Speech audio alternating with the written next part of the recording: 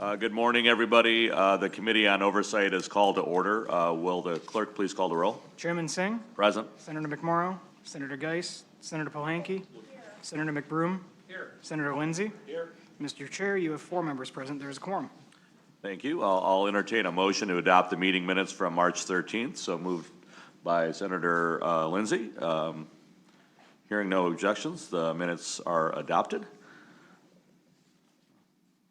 I'll come back to excuse later. Want to thank everybody for being here today. We're going to begin with House Bill 4965. It's a bill by Representative Andrews.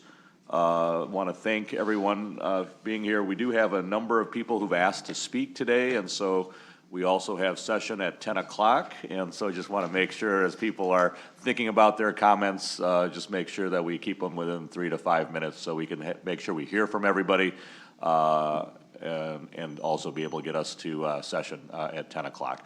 So Representative Andrews, would you like to come up to the table and tell us about your bill?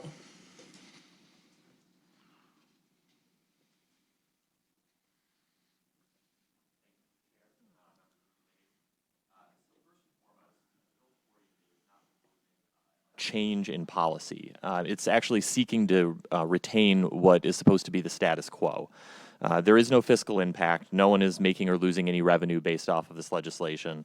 What we're simply doing is we're restating what is supposed to be the existing exemption in the franchise fee statute for streaming providers in a clearer manner. So a little bit of history on how we got to where we are right now. In the early 2000s, a number of states, Michigan included, saw bills passed at the behest of the cable providers to create a uniform application of franchise fees in statute. This is a law that allows cities to charge cable companies to dig up city property and lay the cable lines for access. So in some cases, this allowed the cable companies more streamlined access to the cities or the states. They did this in approximately 15 states, like I said, Michigan included. All the laws adopted were essentially similar, all worded basically the same. So like these other states, Michigan's law includes language that contained an exemption for streaming, but given that these laws were written in the early 2000s, streaming was really in its nascency, and it was difficult to define what they were trying to exempt without knowing what streaming would become over the next 25 years. So things have changed, obviously, quite a bit, and about 4 years ago, the model legislation began to be challenged in some of these states across the country, where law firms would approach cities in a number of these states and basically taking advantage of the ambiguity and some of the convoluted language in the franchise fee statute. They would file class action lawsuits against the streaming companies, and claiming that despite the fact that customers with cable already pay a fee in order to have the cable line put into the street and run to their house, the cities in many cases are demanding that people pay the same for the same line again, but for the access for the streaming services. And in most of the cases, they're not just asking for this to be one extra time. They're saying that each of the streaming services needs to pay franchise fees, which is, of course, costs that will be passed on to the customers. So you think not just Netflix and Hulu, but YouTube streams across the internet. You stream video on Facebook and Twitter. It's a pretty broad basket of streaming that goes on across these lines. So to date, there are no lawsuits in Michigan. What we're hoping to do is by clarifying the statute, we could head off the possibility of some of these lawsuits. None of these lawsuits have been won in other jurisdictions. The judges have all agreed that the statute was intended to exempt these streaming services, but nonetheless, the lawsuits have continued. And so the worry is that if the right lawsuit is filed, that opens the floodgates on a lot of these fees being passed on to the streamers. So in summary, all we're trying to do here is make it very clear that people don't have to pay multiple fees for using their cable internet to watch streaming videos. It's unnecessary burden on people who are already under a lot of stress right now financially. And so we're hoping to just keep the policy the same, close the loophole, and clarify what was already sort of the intent of the statute. Great. Well, thank you very much. Are there questions for the representative, the senator? Thank you, Representative Andrews. So last night, one of my communities in my district did a resolution opposing this bill. And I haven't had a chance to look at it. And then another one of my communities also opposes this bill. And I'm sure can you just speak to the opposition from cities and townships? Yeah, I think the opposition is a little misplaced because this bill isn't going to prevent the franchise fees that are being paid currently from being paid. We're hoping, I mean, the goal is to continue the payment of those franchise fees. But I think, a lot of our cities and townships are strapped for revenue. And there is maybe the idea that there could be extra revenue in hitting the streaming services at some point for these franchise fees. I just think that's sort of a misplaced grab for extra sources of income that's going to really put an extra burden on residents more than anything. Because, okay, we charge Netflix a franchise fee, but what's Netflix going to do? They're going to charge residents more for accessing their service to make up for paying the franchise fee. So I think the opposition is a little misguided in that sense, that we're going after money that isn't there and really was never intended to be there. But isn't streaming that's all I watch? Sure. Yeah, but you already pay to watch your streaming services, or there's already revenue generation for it, and the cable lines. If somebody's using the cable lines to watch it, and sometimes you're watching on a fiber line, different setup. The cable line's already been paid for, and the deal here is that the cable services pay the fee so that they can access the city right of ways because they maintain and own the cable lines. If Netflix pays the franchise fee, they're not going to get access to the cable line. It's not like YouTube can come out and maintain or dig up the cable line. So it was never really the intent of the franchise fee to just be a tax on the service. It was literally you need access to city right of ways. You're going to pay a service for it. Does that make sense? It doesn't make sense to my communities. I get that. I get that. It's very important to me. Thank you. All right, are there other questions? Senator?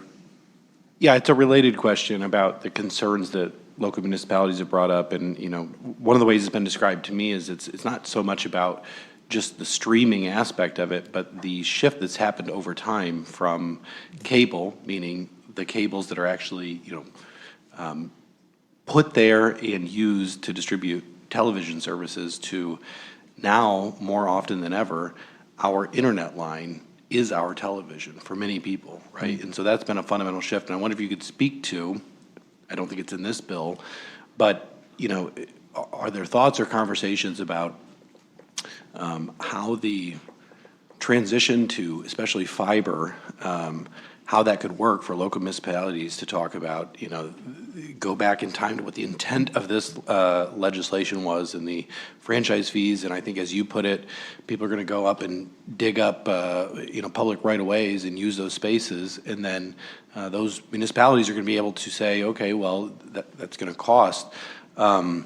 What does that look like in the era, from your perspective, of transition to push to fiber and the internet being a sort of one-stop shop for so many of our services that aren't captured the same way in this sort of legislation? Yeah, I actually, and I mentioned this in my House testimony as well, as a similar question came up. I do think that's an important conversation that we probably do need to have. To your point, we're switching everything to fiber.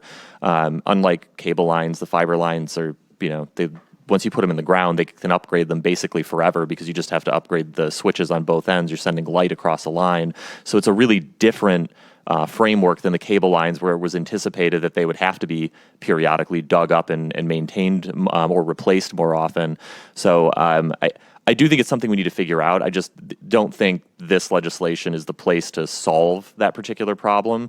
What we're trying to say here is the cable lines, as they were, as this was conceived for the right of ways, it's not a place that the streamers really have access to, and makes no sense for them to pay a franchise fee. But I think that most people would agree that we do have to sort of figure out what this looks like in the fiber internet world, and I think there should be a discussion being had about it. We'd be happy to have that discussion sometime. All right, any other questions? Yep. Thank you, Mr. Chairman. Representative, thank you for your testimony. I'm wondering, do we have a state where this is moved beyond this stage? This legislation? No, where the opposite that you're trying to prevent has moved on. So far, none of the lawsuits have succeeded, but, they're costly, obviously, and so we're trying to avoid that sort of thing happening here. May I one Yep, more? please. When it comes to who would pay, it seems to me that there's a lot more streamers than just the very big services. Yes. So theoretically, I could be one of the people who'd have to pay this. I could be the supplier of a stream of video. Yeah, I mean, On my farm, I could be making videos and people could be following my channel, and I'd be responsible for paying some fee. But it sounds like those who want to target this only want to talk about the big players, Disney, Netflix, things like that. Yeah, I mean, it's easier to talk about the big players because so many of us already subscribe to those. But to your point, I mean, if you had like a Twitch channel or a YouTube stream, I don't think it's difficult to see a world where those companies say, well, you're the streamer, so you're going to pay money now because you need to access the lines to get your stream out. Yeah, and again, we're passing the fees down to So we either ordinary create a people. very unjust system that only targets the flashy ones and lets everybody else get by for free, or we create an impossible situation where we're billing pennies to people who barely do anything and stream a cooking show to one person in a community. I think that's a good way to put it. Yeah, you could absolutely have that sort of problem. Thank you. All right. Seeing no other questions, thank you for your time and your testimony today, Representative. Thank you, Mr. Chair. All right, let's go through a number of the cards that are here. I'll ask Damon Stewart from Dish Network to come up, please.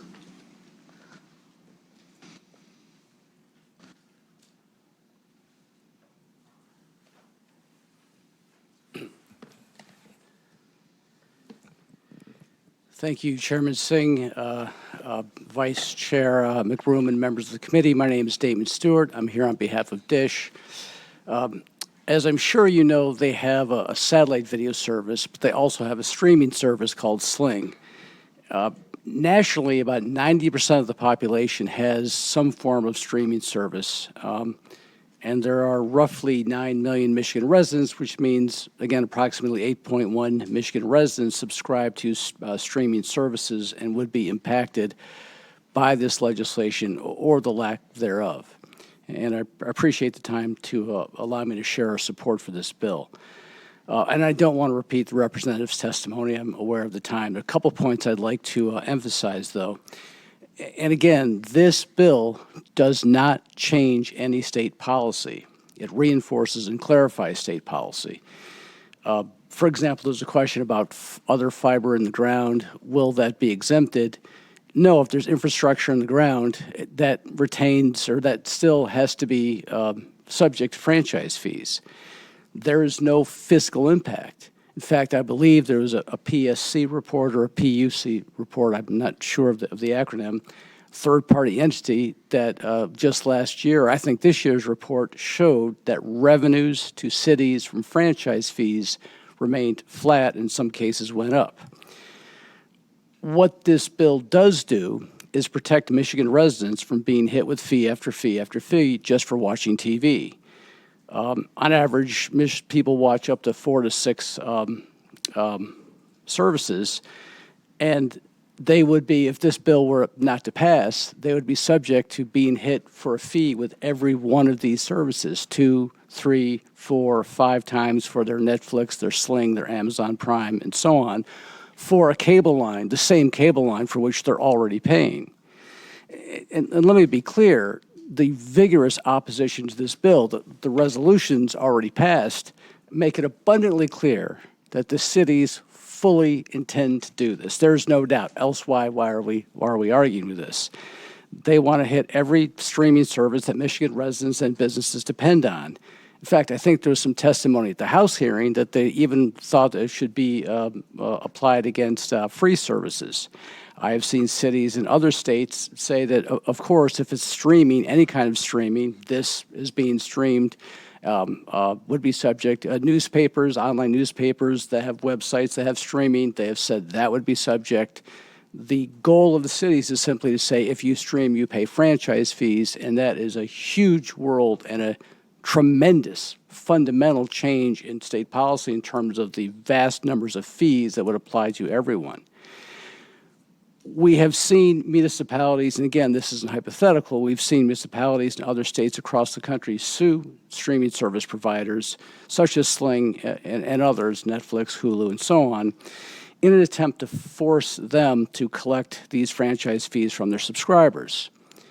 However, those same state legislatures, upon learning about this effort to burden their residents with these multiple new fees, have acted with remarkable speed in passing a version of this bill.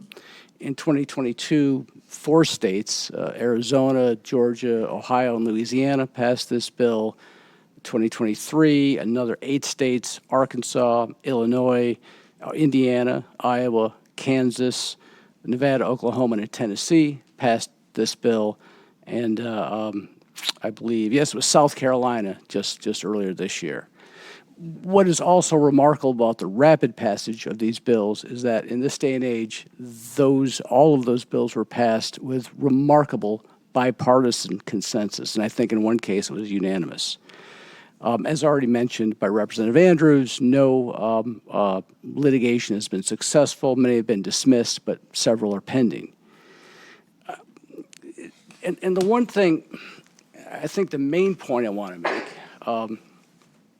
and I've been here before and have spoken to a lot of people about this, it seems to me that there is a lot of discussion about how the cities feel about this and how the cities feel put upon, how the cities don't want it.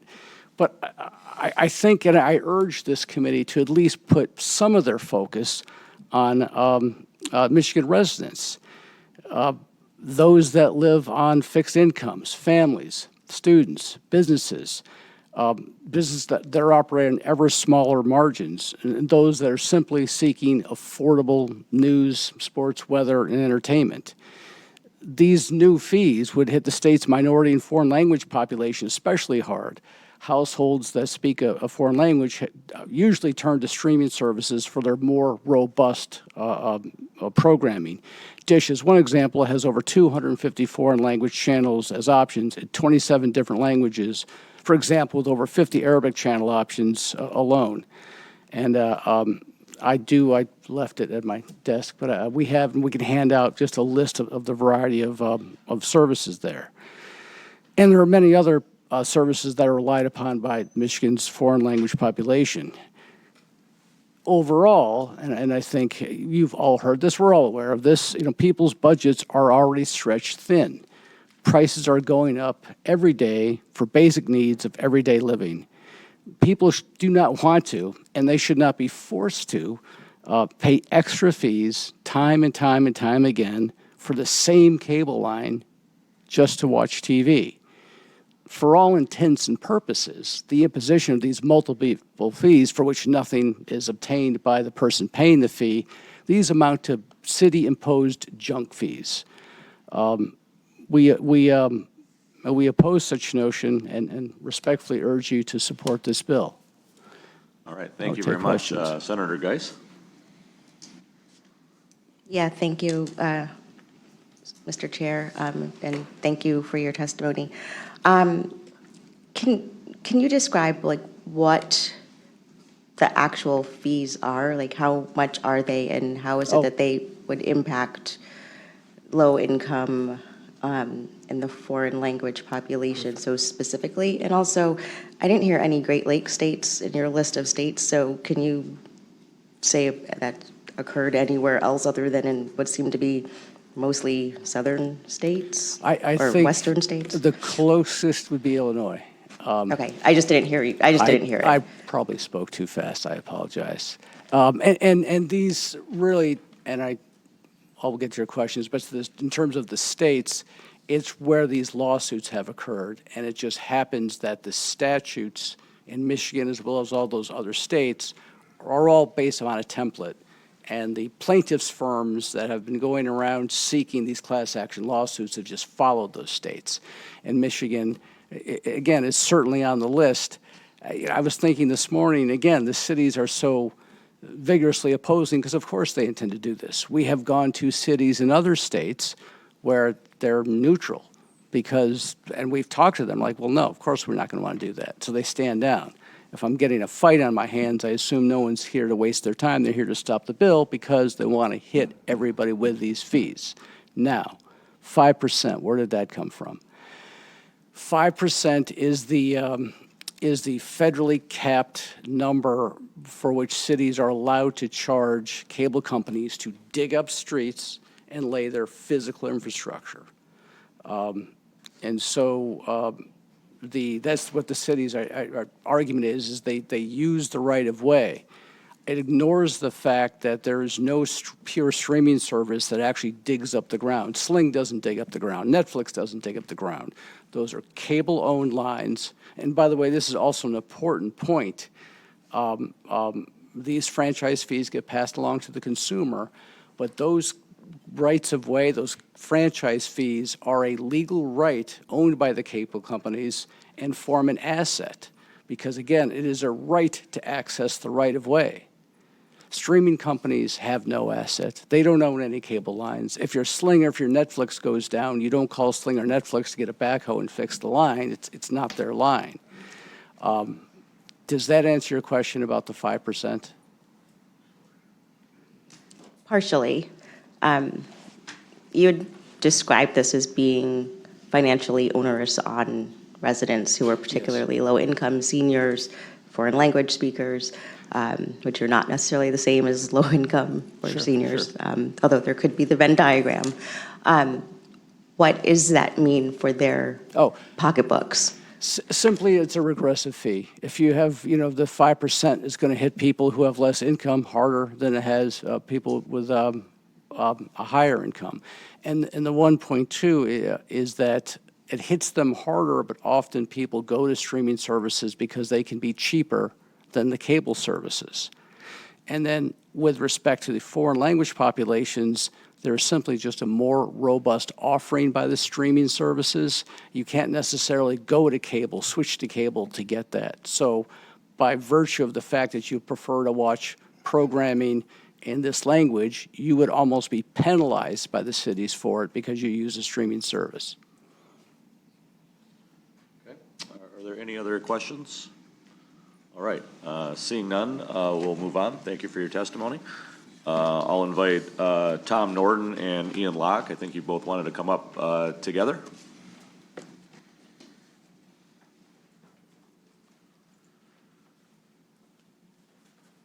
Same seats. Morning. Thank you, gentlemen.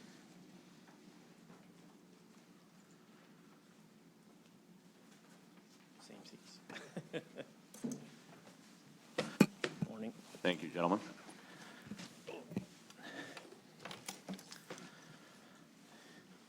Good morning. We represent the public access side, the PEG side of this discussion. My name is Ian Locke. I'm Executive Director at Orion Neighborhood Television in Lake Orion and President of the Michigan Community Media Association called MICMA. What we want to share with the committee today is the impact that it could have on us if streaming is exempt, or the change over in technology that we're seeing with cable, moving revenues of cable going down, streaming going up. So how are we impacted? PEG fees are 2% of, you talked about franchise fees as 5% of your bill coming back to the community, but we are 2% of your bill. Those fees go to running PEG centers like Tom and I operate in our communities across the state of Michigan.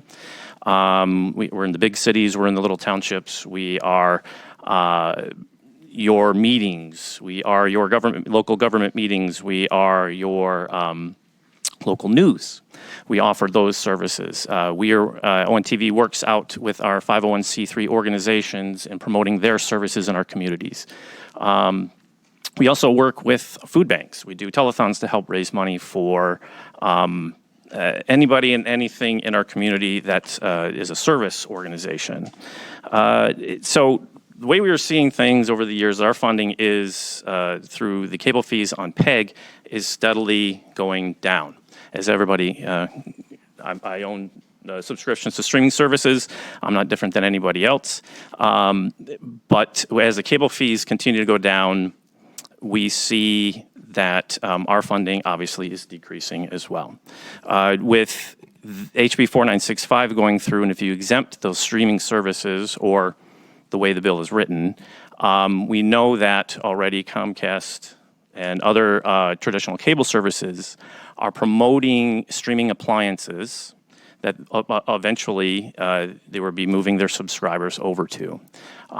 We saw announcements in the fall after this bill passed the House of those appliances going to be widely released. So our fear is that if streaming is exempt or completely cut out of PA 480, that as traditional cable continues to be sunsetted and traditional cable providers then move to the streaming appliances, that these funds will go away. They will disappear. And that is our fear. So with community media, we've been around, 40 years plus here in the state of Michigan. Lake Orion's a small little community, and they decided to have community media.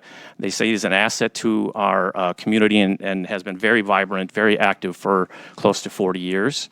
One of the aspects that I always like to share about PEG and community media to panels such as this and to our community at large is that education is key for our studio. My career was started in PEG over at WELM on Trowbridge Road at TCI Cable, just outside Michigan State University. My internship at the PEG station there directly led to my first job in broadcasting. And being able to run a studio for a number of years, we've always kept that in mind. And so our studio is one where you can come and have an internship. You can do co-ops. And we have students from age 80 all the way down to 12 coming through our studios to teach them media literacy, civic engagement, production, reporting, journalism, and so on. So yeah, it's very important to think too that our media centers aren't just the typical stereotypical Wayne's World thing that you see and everybody kind of laughs and we're on couches and yelling at the cameras. That's what YouTube's for. That's kind of migrated out, right? But we're more of a community center where all of our population is served. Okay, it's we even work with our high school. Our local high school is an award-winning, Hall of Fame, MICMA recognized program. How do they afford to pay for the equipment to have that program? Our cable commission and ONTV, we work with them to offer best practices. Tomorrow I'm sitting on their CTE board. I'm chair of their committee to make sure that they're following best practices for industry. But we write grants to them in the total of about $300,000 over the last 7 years to help fund that E side of the PEG, the education side. So without those funds, careers could be lost, right? We need journalism. We need students who are aware of how media is created. So that's I guess my statement to this is that there is an impact. Cable franchise fees go down, they transition to streaming is exempt. Where do we go from here, right? So as HB 4965 is currently written, we're opposed to it. We know as technology changes, there is upheaval. This is an odd time for media and television, broadcasting and cable. It's something we've never seen before. So we don't claim to have all the answers, but we do know how it'll impact our communities, and it will be severe. So thank you. Thank you. Thank you. I wanted to take an opportunity here to show some of the impact that community media has on a community and how community media is a source for communities, for people from the community to show great examples of the work that they do and where franchise fees and PEG funds, how they flow into a community. A lot has been said about cities. Cities are where people do their living. And the support that they give to pay for the roads so business and commerce can flourish. And one of the things that can flourish in that community is community media. WKTV is now in its 50th year of operation. We're one of the oldest in the United States and one of the largest in the United States. And we're here in the state of Michigan, in the cities of Wyoming and the city of Kentwood. Two forward-thinking cities that created this entity over 50 years ago, just 50 years ago this year. In that time, because of these franchise fees and the good that they do and the good that they provide to a community, in that time, tens of thousands of residents have utilized that community media facility to express everything they wanted to express. The recipients of these, I had to go to their house to borrow them because they won them through the work they did at WKTV. They are professionals, but they're members from the community. They volunteered in the work that they did that created this work. We have 3 of these that were awarded to the producers at WKTV. Today, after 50 years, because of those franchise and PEG fees, WKTV has a motion picture production element. We have podcasting. We have television. And probably most importantly, we have a very robust community news operation. As West Michigan and the metropolitan Grand Rapids area goes into a deeper and deeper into a news desert, as more and more newspapers close, who is there to fill the gap? More and more often, we are finding that local community media centers are launching local, hyper-local news operations. And that is funded by those franchise fees and those PEG fees that are paid to the local municipalities where people live to compensate those local taxpayers because these corporations are using these streets to derive 100% of their revenue. All of their revenue comes from the use of that public right-of-way that the local taxpayer pays for.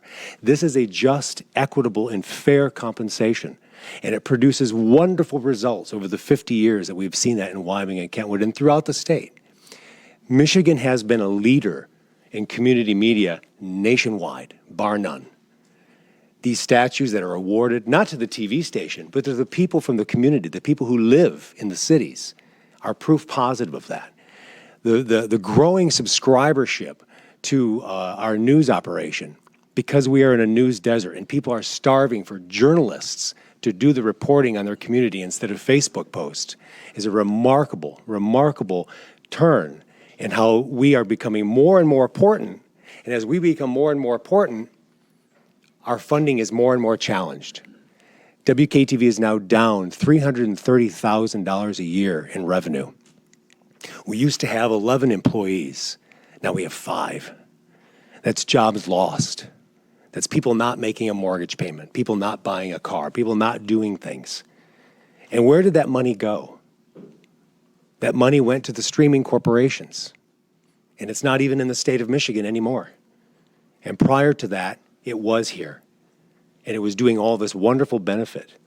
So we are very opposed to 4965, not because of fees, but because we want to see just compensation for the right-of-way when a corporation uses that right-of-way to derive their revenue. I mean, viva commerce. We're all in support of commerce, but we're also in support of fairness and equity and just compensation. And I think that with our news operation and everything going, you know, we are now at about 11,000 hours per year of donated volunteer time in our community media center. 11,000 donated hours where people just come in and engage. And in the process of engaging, they build community. Community media centers are an integral part of knitting together the fabric that makes Michigan what it is, a very good place to live, because it's filled with creative people who have opportunity. And we all know that one of the greatest instigators of entrepreneurship is creativity. So. Thank you. Are there any questions for the speakers? Okay. Thank you very much for your testimony, gentlemen. Next up, we'll have Terri Stiles.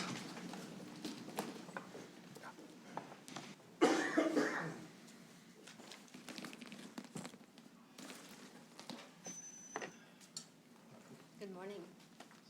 Good morning. manager of the Oxford Community Television Station. Can you press the button by the? I know how to work that, right? I'm the manager of Oxford Community Television. And I'm not going to reiterate everything that Tom and Ian has said, but I agree with everything they say. Streaming services, number one, I want to point out, are something people choose. So they will choose to pay for those streaming services. They choose to pay a franchise fee. And in our community, they choose to pay for us to be there. We've been there since 1986 or 84. Let me go back. PEG fees were mandated by the federal government when cable started being born in the United States because they realized national cable is not going to cover what we need to know in our own communities. In our community, you've all heard of Oxford in the last year. I know you have. It's a small community, but we have over 1 million people looking at our YouTube videos we produce. Detroit is not going to give us road closures due to maybe a fire or a flood. Detroit news stations are not going to tell us when there's ordinance changes. Our community is able to watch every single solitary municipal meeting that we have. We live stream them. We also put them on air in case people are working at night, they're not able to see them. People are very informed in our community. They also will not be able to promote our businesses, promote our churches, cater to our shut-ins, our health services. They will not help our athletes get scholarships, which we do. They don't cover our school board meetings, which I don't know if you know, but our school board meetings in the last year has been watched by hundreds and hundreds of thousands of people. We have given to the community. We are the front porch of the community. Streaming services, people choose to pay for them, whether it's a low-income housing group that chooses to pay for them. They're also choosing to pay for Comcast, Charter, AT&T. If video streaming services are rendered not a streaming service, what is to say AT&T, Charter, and Comcast are going to say, if they're not a streaming service, neither are we, and we shouldn't have to pay our PEG fees. So I'm just asking you to consider people choose to pay for Disney and any other streaming service that they're buying in the first place. They know what they're getting into. The few dollars that they will be paying extra for franchise fees or PEG fees or they're paying now is nothing compared to what the community will lose. Thank you for listening to me. Thank you for your testimony. Any questions? All right, thank you very much. The next person for testimony is Doug Matthews.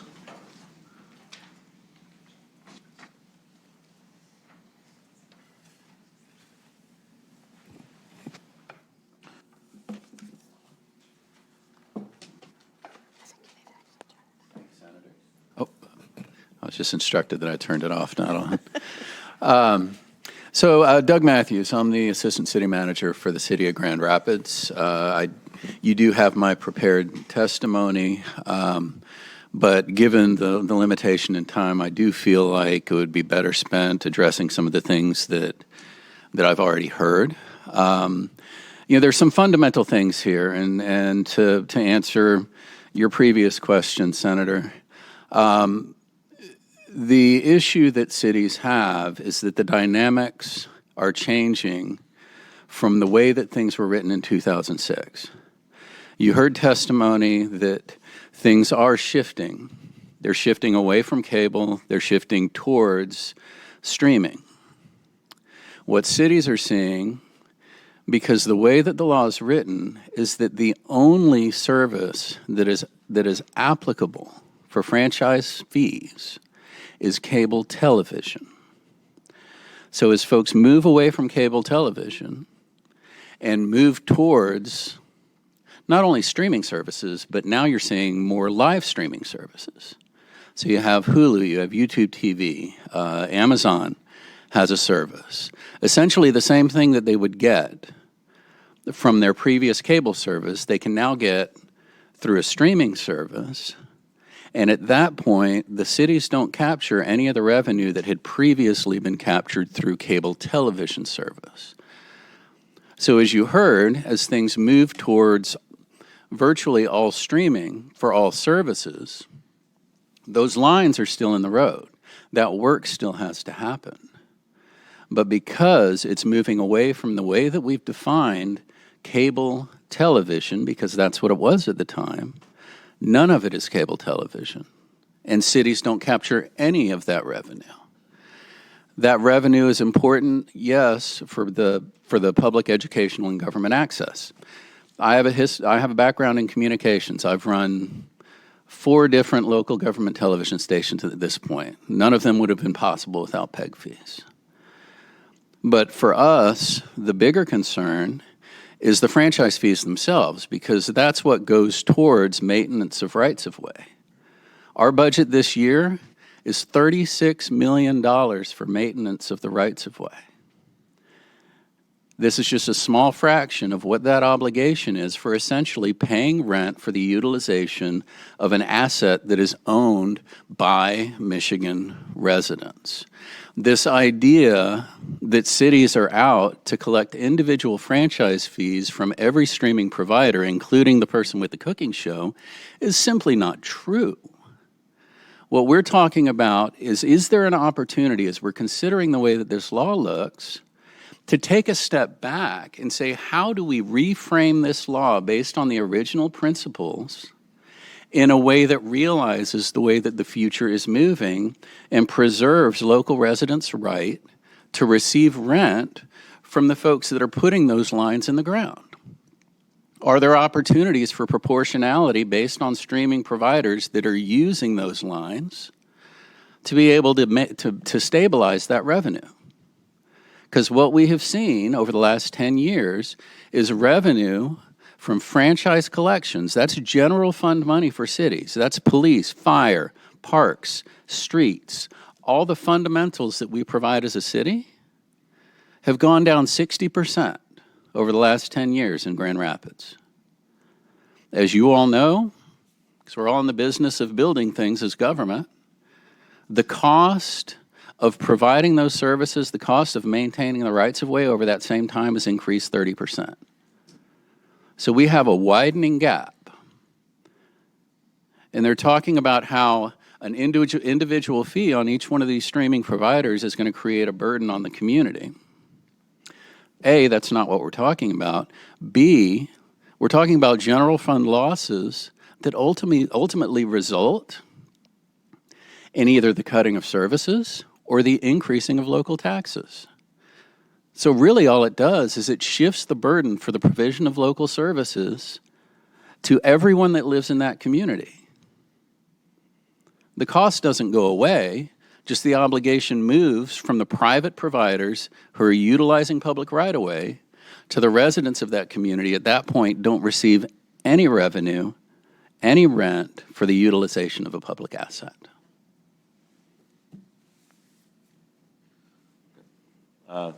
Are you going to? No? Okay. Senator Lindsay, you have a question?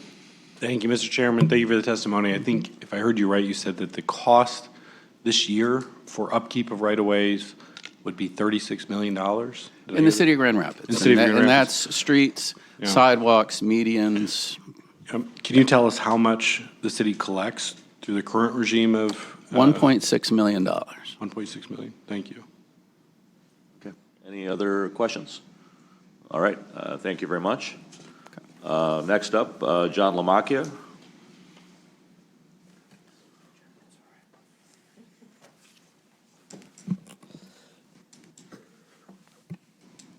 Chairman Singh, members of the committee, John LaMacchia with the Michigan Municipal League. Happy to testify before you today. I'm glad I actually wrote my testimony out. I can eliminate those things that were somewhat repetitive. But, you know, I hope to be really direct and to the point today. But there are a couple of things that we need to recognize in the context of this discussion. And so this will be a little bit of a repeat. But one, the provision of cable services and choices consumers have today have dramatically changed over the last 10 years as streaming services entered the market. These additional choices have led to many customers cutting the cord, quote unquote, from traditional cable. Two, because of this cord cutting, revenue generated by franchise fees has been declining, and as a result, local revenue and PEG fees that support public television have seen corresponding revenue loss. Let me be clear. There is nothing wrong with this transition. Generally speaking, consumers having more choices is a good thing. But when the Video Services Act was enacted, with one of the purposes being to spur competition in the cable video market, it was not done with the assumption that the biggest competition would be from those that provide a like service, but do so through a subscription-based streaming content over the internet. Under current law, the provision of internet service is exempt from franchise fee. So if you only have internet, right, you are not paying a franchise fee on that. And should continue to be, as was intended under the original 2006 law. But we must recognize, and to Senator McBroom's question, that there is a difference between being able to browse a general site on the internet and paying a subscription to stream content that provides a like service when compared to the provision of cable, for example. It is also important to recognize that subscription-based streaming content currently in Michigan is not being charged that franchise fee. And while you could say, and it has been stated, that because we aren't currently collecting revenue, there is no impact to local government. But that only explains one component of what we see this change in this legislation making, even if it is pitched as very simple and definitional. The plain read of this proposed change is that video programming provided by a video service provider is subject to a video service provider fee, but video programming through stream content would be excluded from the definition of video service. We interpret that to mean that if a video service provider has a current franchise agreement with a local unit of government and is providing a video program through a traditional cable box and paying that video service provider fee or the franchise fee, they would not have to pay that if they move to streaming. And that is the crux of this argument and why we are opposed to the legislation. That is where the real impact at the local level can be felt. That is where the revenue could be lost, and that is not hypothetical. We have seen, and it has been testified to, the fact that these traditional cable providers are moving towards streaming platforms. And if we exempt streaming, those that actually own and maintain and operate infrastructure in the right-of-way could get out of paying that franchise, and that is where you will see that direct revenue loss.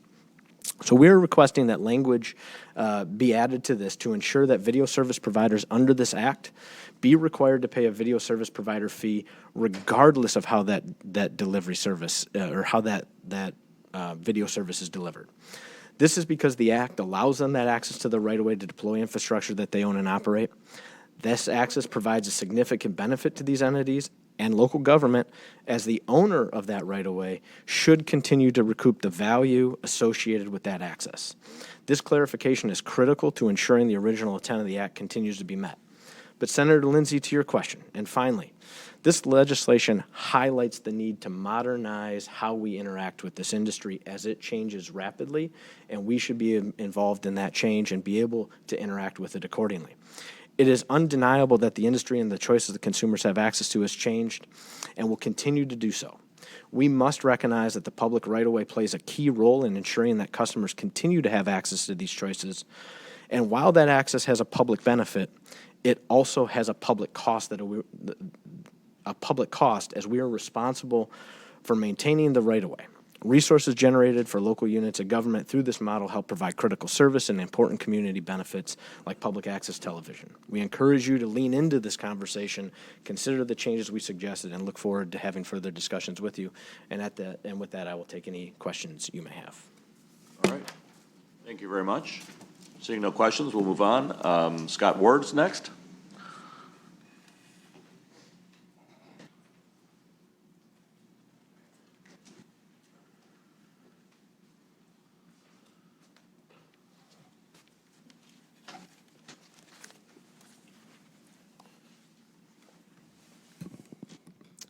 Mr. Chairman, members of the committee, thank you. My name is Scott Ward. I am counsel for DirecTV here in support of 4965. I won't belabor a lot of the points you've already heard, but I would like to come back to sort of the core issue before you today. 4965 does something very specific and very discrete, and it confirms current law, and you've heard from testimony opposed, that current law, current practice in the state of Michigan, streaming services do not pay franchise fees. And by the way, when I say streaming services, I don't mean the corporations, I mean the consumers who are purchasing these streaming services. Franchise fees are paid by constituents, paid by consumers. They are not paid by companies. They are passed through directly. Check your cable bill today, you will see a 5% franchise fee on that bill. So when you hear about franchise fees and who pays it, it is not corporations, it is your constituents that are paying these fees. 4965 clarifies that for the last 18 years, streaming services have not paid, consumers who purchase streaming services, let me be specific, do not pay franchise fees. That's all this does. Confirms that, makes it clear in law that that's the case.